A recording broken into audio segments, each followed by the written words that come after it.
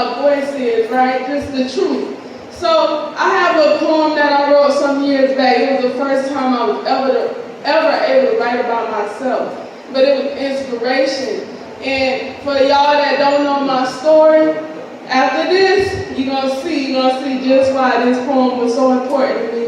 And before I start, I want to dedicate this to my mother because I can't do anything without you. All right? They told me I was disabled. Oh, that's What does it mean to...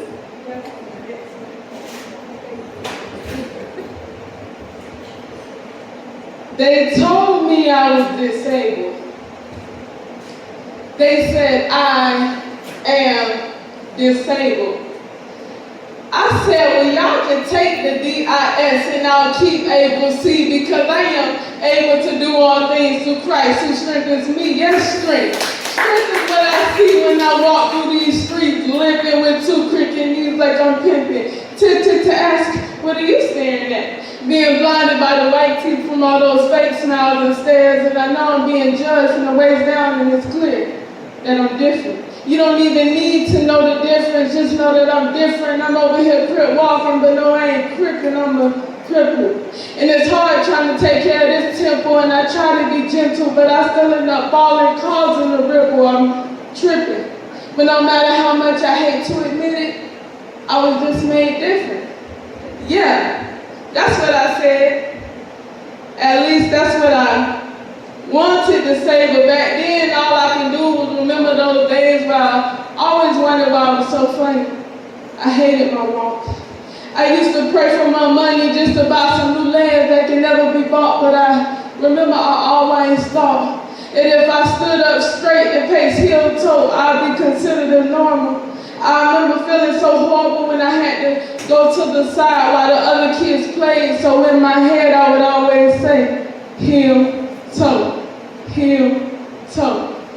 Even though it never worked that way, and it never will, and I used to think it never will work that way, but my mom got the nerve to still say heel, toe to this day. And it used to only make me mad. Like even if I pick up my feet, it's no different from when they drag, but I know she was only trying to help. And Mom, I know it's been tough over these years, but I just want you to hear that I love you and thank you for everything. But still, sometimes I can't help but to feel that no one understands, no one but myself, and I try to fill them in, but the only response I seem to get is stop complaining. At least you got two legs to stand, or you're an overachiever. You should be proud that you're in a marching band, even though they thought you were too weak, so they just threw you up there in the stands. But anyway, for those of you that don't know, I have cerebral palsy, also known as CP, brain damage in my cerebellum. Nothing is easy for me, but you know when somebody had the nerve to say, most people in your predicament are in wheelchairs. I call that luck. Luck? First of all, I would call that blessed, but how dare you try to tell me my life is not that tough? They didn't know my struggle. They couldn't feel the constant tuggle of my muscles saying stop, it's too much. The severe ache of my bones made me feel like I'm 88 years old. I couldn't even bend down without my knees wanting to give out. I am permanently stuck. With a weak left arm and two crooked knees, I used to scream, Lord, why me? It's all I used to shout. And yes, I know I have a strong relationship with God, but all I could do was remember all those nights I cried. It always seemed to hurt the worst when I'm supposed to be asleep. Wet pillows and covers covering my sobs so no one can hear. How I used to feel about myself, the one who everyone seemed to love so dear, telling me I'm gonna be somebody. Maybe that's why dying to nobody is my biggest fear, but still, I used to hate my life. But then, y'all, see, this is the revelation right here. But then, I started to analyze my name. And at first, it seemed a little strange, but I remember being taught that a life full of purpose will bring a life full of pain, and I like to think that my life has purpose. I mean, all this has got to be worth it, and I know my daddy didn't name me this for no reason. That's when it hit me. diamond. I'm a diamond. I'm a diamond in the rough for the strongest diamonds go through the most stuff. That's why I'm so tough. And I'm not just any old diamond. I'm a black diamond.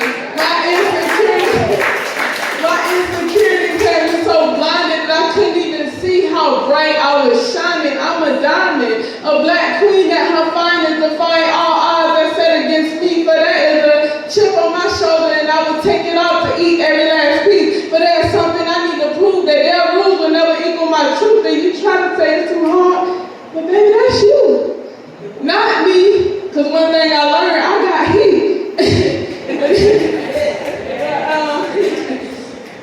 Because I have proved every last one of my oppressors wrong. It's the one that we label as weak is really the strongest of us all. Because I remember those days when I first touched that field.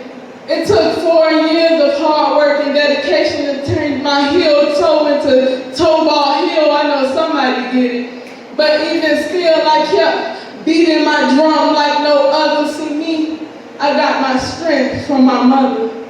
And I got my wisdom from my dad, who always remind me that there's a reason why I have a passion for rhyming. And this is perfect timing because I'm so sick and tired of hiding.